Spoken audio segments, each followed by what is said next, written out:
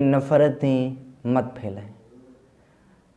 आज हमारे जो रिश्तेदार हैं, हमारे दोस्त हैं, किसी भी ताल्लुक़ से अगर कोई हमसे जुड़ा है तो कुछ देर ही जुड़ा रहता है और बाद में वो फिर जुदा हो जाता है। इसकी वजह क्या है? याद रखिएगा, सकरात जो था वो अपने घर में बैठा किसी काम में मसरूफ़ था। ऊपर से बादशाह आया और सकरात ने अभी उसकी तरफ नज़र नहीं दौड़ाई और बादशाह ने आवाज़ दी, सकरात इधर मेरी बात सुन, मैं बादशाह आया हूँ। तो सकरात ने अभी भी नज़र नहीं उठाई। तो सकरात ने वहाँ पर नज़र नहीं उठाई तो कहा क्या? सकरात ने एक तारीख़ी जुमला बोला। सकरात ने कहा कि कोई ऐसी बात करके दिखाओ कि जिससे मैं बग़ैर देखे ये साबित हो सके जिससे कि तुम बादशाह हो।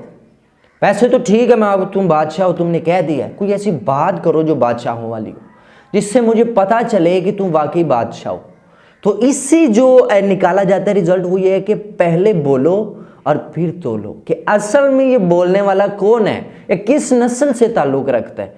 कोई कसाब है तो वो काटने की बातें करेगा, ये बकरा ज़िबा करना, ये मुर्गी ज़िबा करनी है, ये बैल ज़िबा करना है, ये सारी उसकी बातों से मालूम होगा कि ये किसी कसाब के ख़ानदान से लगता है। तो इससे बातों से पता चलता है कि इंसान किस नस्ल से ताल्लुक़ रखता है और इसका खून कैसा है और इसकी नस्ल कैसी है, किसी अच्छी नस्ल से ताल्लुक़ रखता है या किसी समझ गए होंगे आप, किससे ताल्लुक़ रखता है। तो इसमें सबसे बड़ी बात जो ये है कि पहले बोलो और फिर तोलो। हम बात कर देते हैं किसी के ख़िलाफ़, एक से के पास से उठे और दूसरे के पास गए और कहा कि मैं उस फलां बंदे के पास से आया हूँ, वो तो अपने दुख ही बड़े सुनाते। सारी की सारी वो स्टोरी जो आपकी मेमोरी में आई आपने फ़ौरन से सुना दिया आके इसे, और वो बाद में उसका मजाक उड़ाता रहे, तो तूने ये कहा था, तूने ये कहा था, तू इंज दे तो तू इंज दे। तो ऐसे तो नहीं गेम चलती। आप दोस्त के पास बैठकर दूसरे दोस्त की चुगलियां कर रहे होते हैं, फिर उसके पास बैठकर इस पहले जिसे बता रहे थे इसकी फिर चुगलियां कर रहे हैं, और फिर आप कह रहे हैं कि मैं बड़ा चंगा बंदा हूँ। और इसकी रीज़न ये है कि मैं दोस्तों के दरमियान जो है ना कभी मैंने गाली नहीं निकाली, मैंने दोस्तों के दरमियान जी किसी की चुगली नहीं की जी।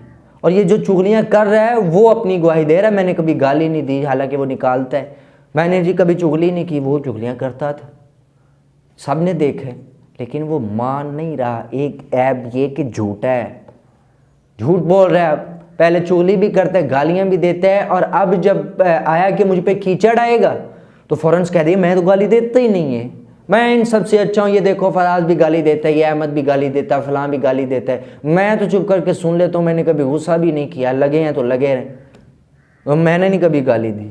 वो सफाई देता है फिर अपनी।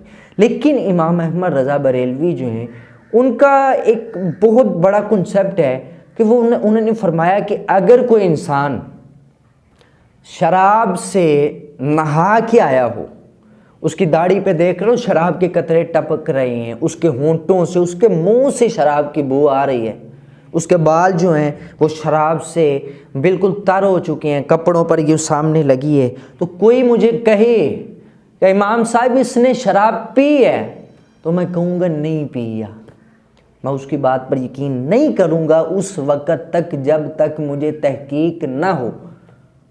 और कहने वाला सवाल करे कि आप तहकीक क्या करेंगे, देखिए उसकी दाढ़ी भी तार है, बाल भी तार हैं, उसके मुंह से भी बदबू आ रही है, उसके सामने देखो कपड़े भी उस शराब से भीगे हुए हैं, अभी भी आप कह रहे हैं कि नहीं मुझे यकीन ही नहीं है। तो फरमाने लगे हो सकता है कि वो गुजर रहा हो, किसी शराब पीने वाले ने हाथ में बोतल पकड़ी हो और उसने इस पर फेंक दी हो, क्योंकि वो तो नशे में है और नशे में वो कुछ भी कर हो सकता है नशे में इसके ऊपर उसने सारी शराब डाली हो। तो कहने लगा ये ठीक है बात, तो पहले बोल लिया करें फिर तोला करें। जब कोई बात आपको बताता है तहकीक किया करें, नफ़रत ना फैलाया करें कि अहमद ने तुझे गाली दी है तो जा उससे ज़रा निपट के आ, और वो जाके लड़ता है और आपसे बाद में पूछा जाता है कि आए जी बताएं, वो दोनों आपस में लड़ रहे हैं, बताएं किसने गाली दी है, और क्या मेरे पास टाइम नहीं आया, वो अहमद ने गाली दी थी बस। और बाद में जब आप पकड़े जाते हो तो फिर बहाने, और नहीं यार वो तो मजाक में लगा था, वो ऐसे है वैसे है। तो जितने बहाने फिर आप बना सकते हैं बनाते हैं, नफ़रत उनमें फैला के, उनका झगड़ा करवा के।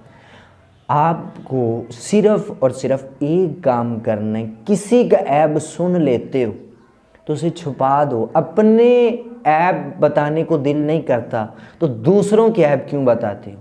अपने ऐब के ऊपर यूं पर्दा डाल दिया जाए कि पूरी दुनिया भी अगर सामने कोशिश करे तो मेरे ऐब नाजे निकलें, लेकिन अगर किसी का निकालना है तो पूरी दुनिया एक साइड पर हो, लेकिन आपने ऐब निकालना ही निकालना है उसे। अपनी बारी आई तो क्या और दूसरों की बारी में क्या, दूसरों का भी ख्याल रखा करें और नफरतें ना फैलाएं।